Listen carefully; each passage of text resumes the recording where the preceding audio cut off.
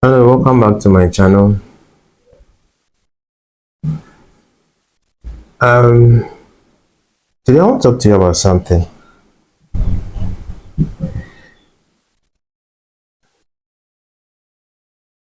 I'm talking about this because this is the upbringing of most Ghanaians and Africans.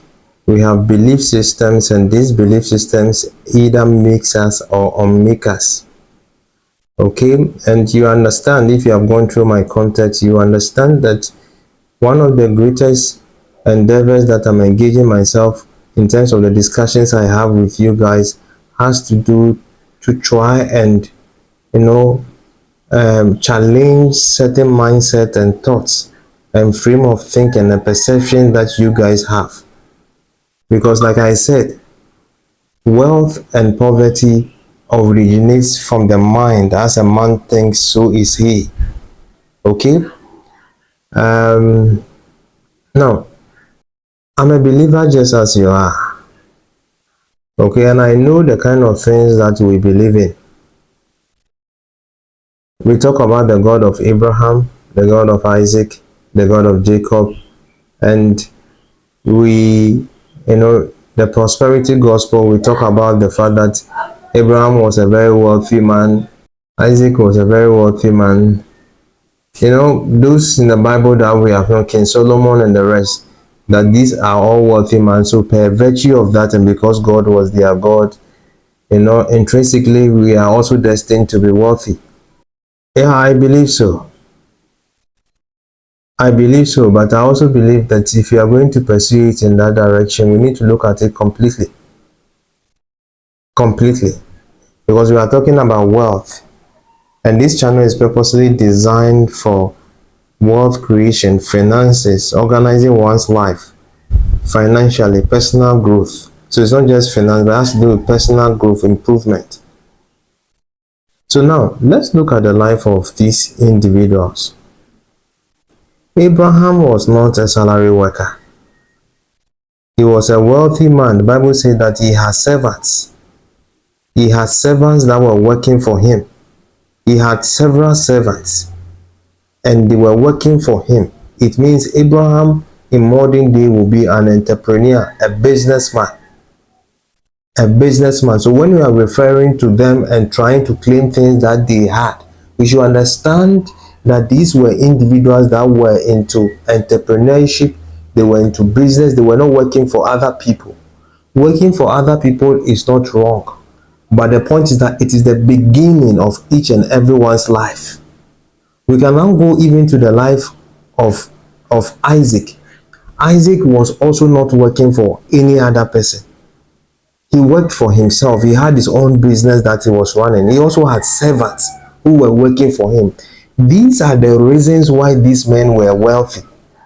They lived and they worked with a different paradigm. A different paradigm.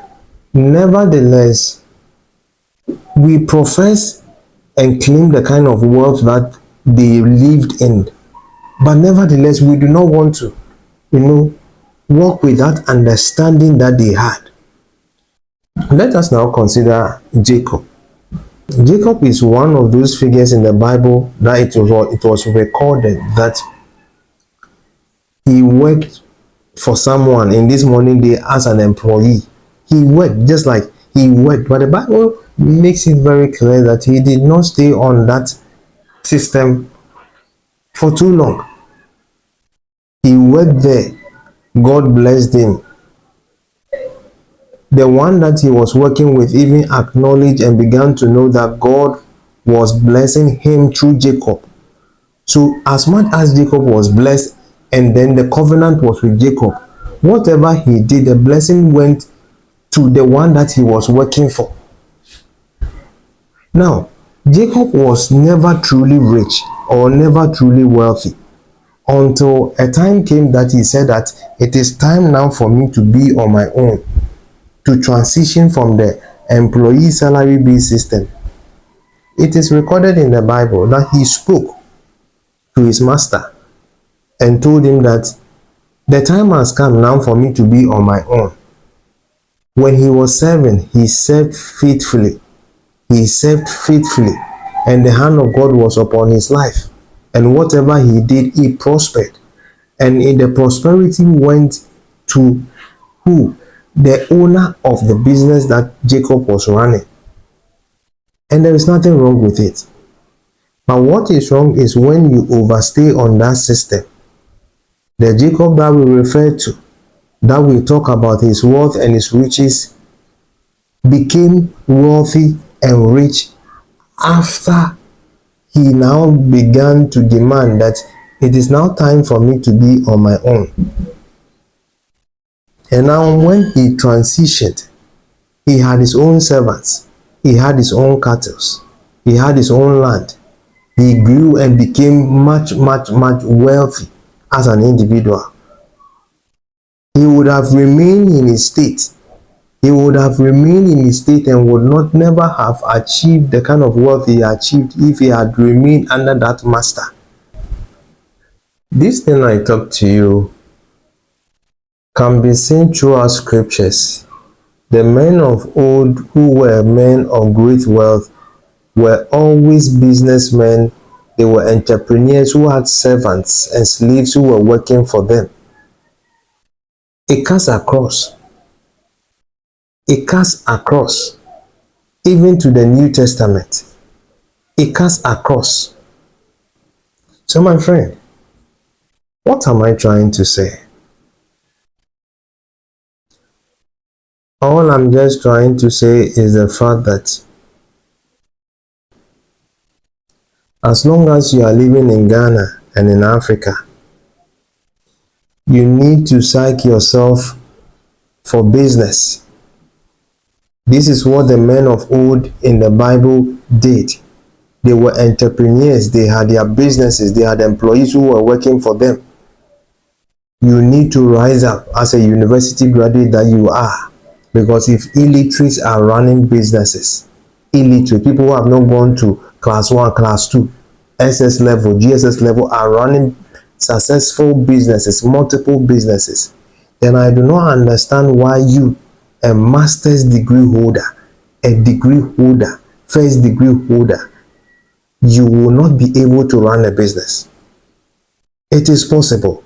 I've seen ordinary women running successful businesses. A man like you, educated, Massa, you can do better. Like I have been saying, it is much easy to make money in this country. You do not know, but I am saying this thing to you because many of the citizens do not want to use the mind that God gave to them. When you're in a land that majority of the citizens do not want to think and use the mind that God gave to them in productive ways, no, we are not able to sit down and come out with things. No, we are not. We don't want to. We want to give all the responsibility to God. Yeah. Your finances, instead of you looking at your finances and paying attention to your finances, because you are responsible for your life. God is not the one who is responsible. You are the one who is responsible for your life. But you want to assume yourself of the responsibility of your life and you want to put that responsibility onto God. My friend, please make your mind that you would run a business in this country. You can do that. It is possible. And trust me, by doing that, you will truly be blessed. I would now encourage you to subscribe to this channel. And also, I would encourage you to go through the materials that have been shared. These are materials that introduces knowledge into your life. Knowledge. Bible said the entrance of your word brings forth light. Knowledge, true knowledge. It is money that you need. It is finances, financial stability. That is what you need in your life. And for you to achieve that, you need knowledge in your life. You need to study about these things. They are not mysteries. They are not mysteries. You need to study these things